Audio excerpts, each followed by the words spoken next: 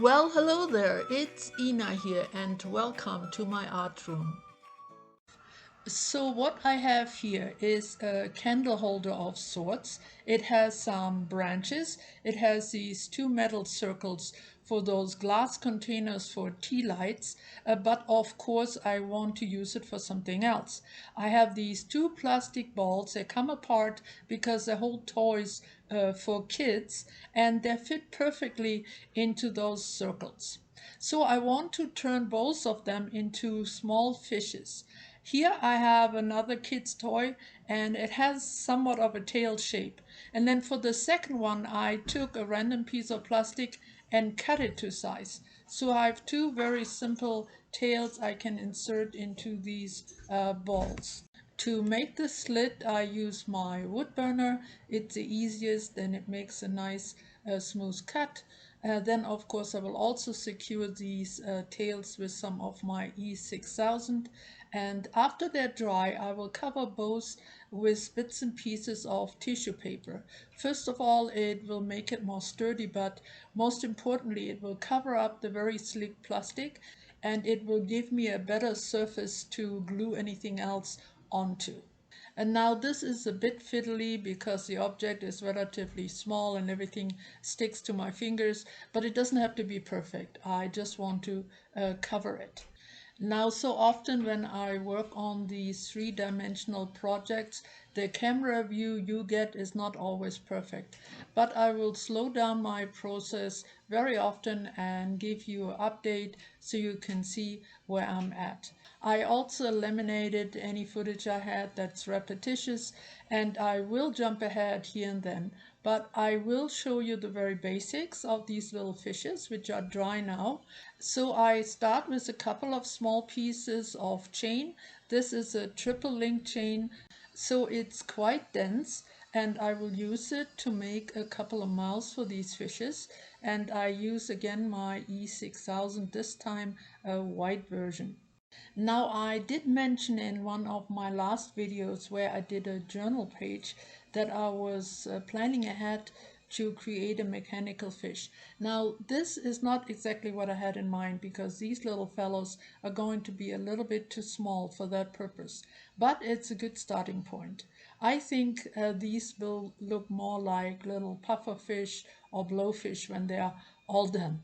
So the mouse is up. I use some cabochons to give them some eyes and now some fins, and I start using my stash of broken jewelry pieces. So I found a perfectly shaped piece for the bottom fin on this one, and then for the side fins I use two different pairs of earrings. One is very dimensional like this one, and the other one, it was bent in a way that the fins were sticking out. Next, I will use these bits from a kid's toy. I think kids are supposed to make pictures with these in a little pegboard. So I cut some of the pieces down so I can create a little arch.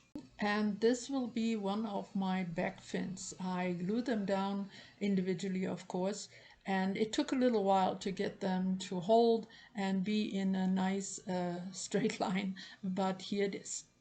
And then for my second fish, I had these little metal pieces that came from a metal flower arrangement, and they will form my second back fin. Next, I take some jewelry pieces apart to start decorating the tail. And yes, whenever I work on these type of projects, I change my mind often. I try different pieces in different positions just to see what looks the best. Anyway, I had this piece of jewelry. It was actually in the shape of a fish and it was made of these tiny rhinestones. So I cut out a piece that had the right shape I wanted. It had a very large stone as well. And then I created a second very similar piece for the other side of the tail.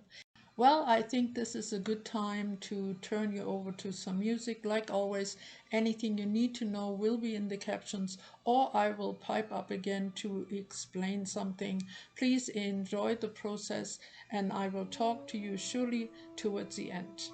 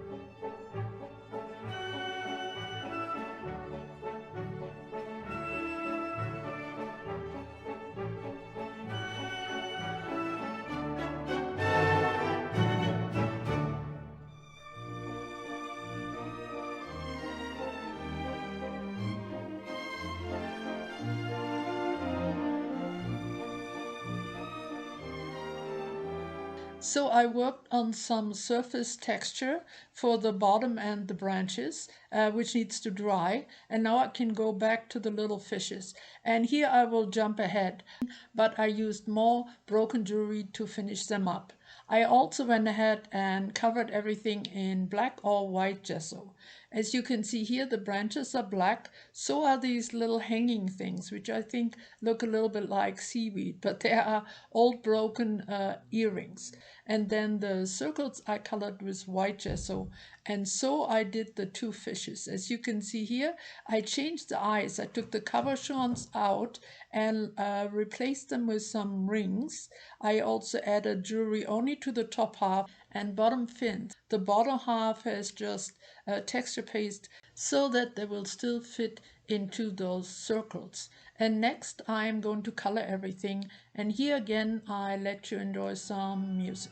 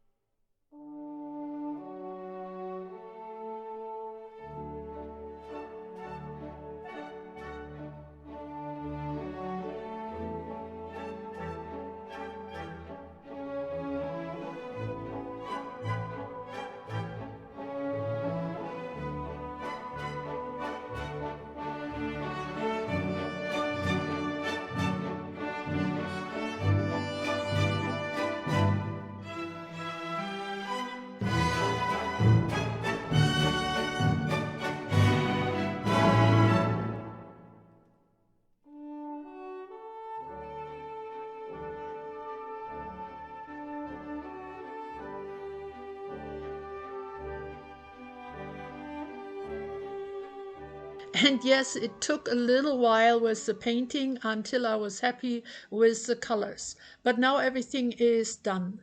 Now the little stand, I think, lent itself to be turned into a water plant, including those dangling earrings for seaweed and a nice ocean floor with the treasure chest and the turtle, the skull, and a few other details. And here are the fishes. Of course, the white gesso made them come out brighter than the rest, but yet I still wanted them to look very grungy, as they're obviously not natural looking fish, and it just fits for the whole project. Now these googly eyes were definitely perfect for this pair. It gave them some personality. I'm also happy with my decision to have them move. That way they can be taken out and turned in whichever way is needed, in whichever direction they should be looking. It gives the whole project also a bit more interest. Now this is a fairly simple assemblage piece.